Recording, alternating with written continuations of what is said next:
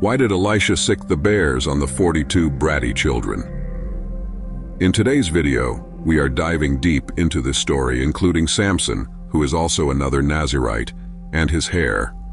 We hope by the end of this video, you may better recognize the divinity within it.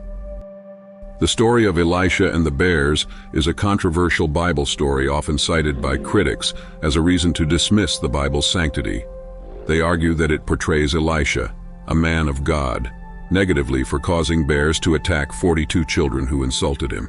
However, a deeper symbolic interpretation aligns with the essence of divine teachings. Consider Elisha as representing the Lord's presence in the Bible, with his baldness symbolizing the literal stories of the Bible perceived as lacking depth or meaning. The children in the story symbolize those who disrespect or blaspheme the word due to its literal sense, embodying a misguided intellectual effort against divine truths.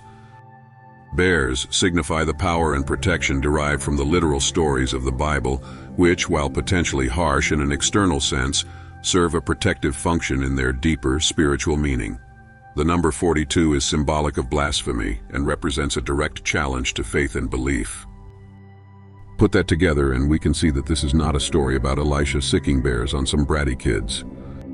This story, rather than depicting a vengeful act, illustrates the dangers of intellectually attacking the Bible and, by extension, divine wisdom.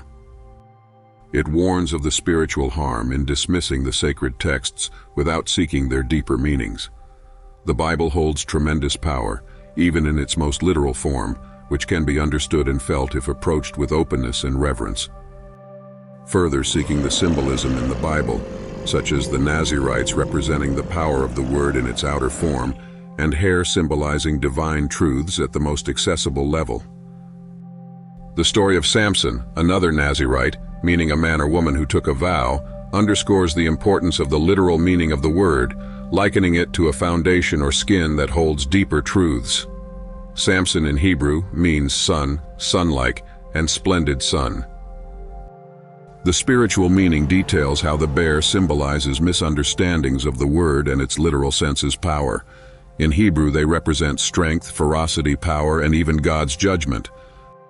The story of Elisha and the bears, therefore, becomes a metaphor for the sanctity and strength of the word's literal sense, defending against blasphemy and misunderstanding.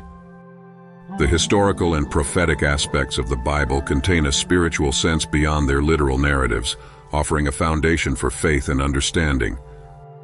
The punishment of the boys in the story symbolizes the consequences of disrespecting or misinterpreting the word, highlighting the protective and powerful nature of its literal sense. The Bible has tremendous power even in its most external form. It's a power we can feel and understand if we approach the Bible with a genuine openness to the Lord, but it's not a power we can understand through pure logic or pure intelligence. And if we use pure logic and pure intelligence to attack the Bible, we will get mauled. Our ability to understand truth will be reduced to render us less of a threat to holy things.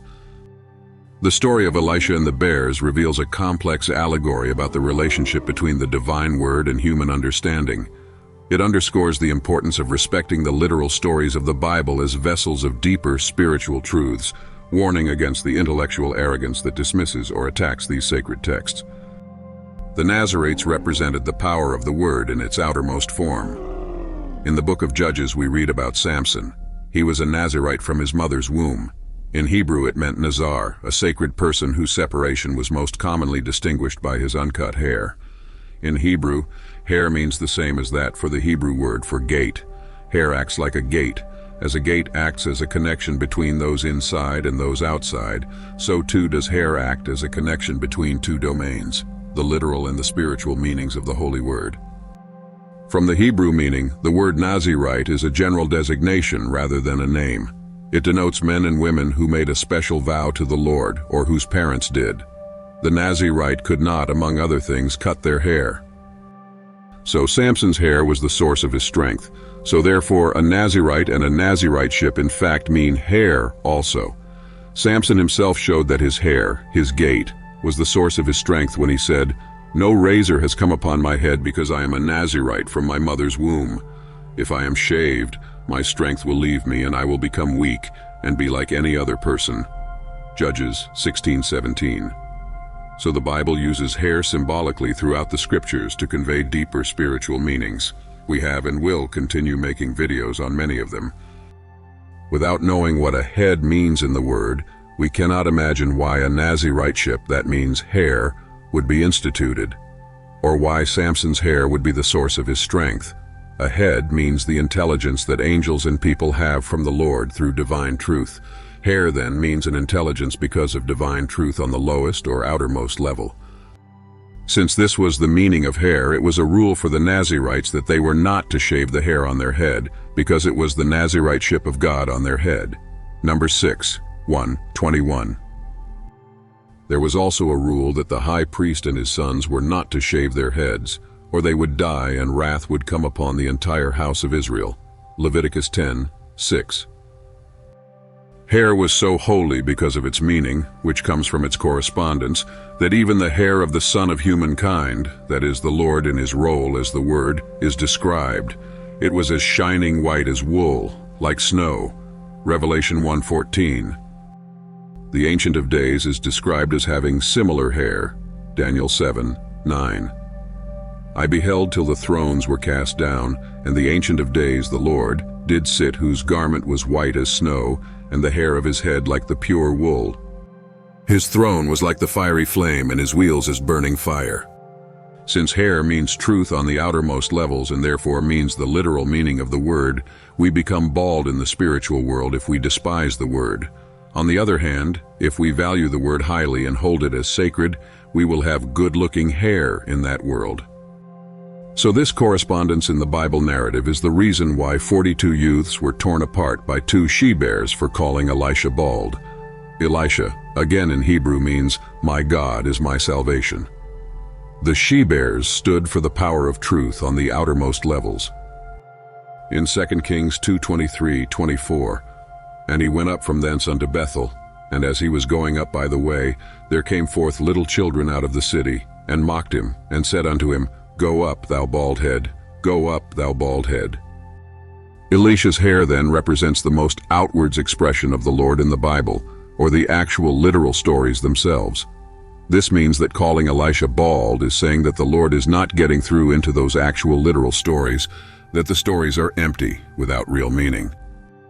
And he turned back and looked on them, and cursed them in the name of the Lord. And there came forth 2 she-bears out of the wood, and tare 40 and 2 children of them. The power of divine truth or of the word exists in its literal meaning because at that level the word is complete, and people and angels of each of the Lord's kingdoms share in it together, the literal on earth, the spiritual in heaven. We hope this helped to explain the story of Elisha, the bears, and the 42 bratty children. We still have many more videos about stories and words within the Bible that truly make it holy. If you have any subject you question about the Bible, please leave in the comments, and we will do our best to possibly explain. We don't know everything, of course, but feel free to check out our previous videos on our channel about other biblical subjects. If you would like to be notified of upcoming videos, please click the subscribe button.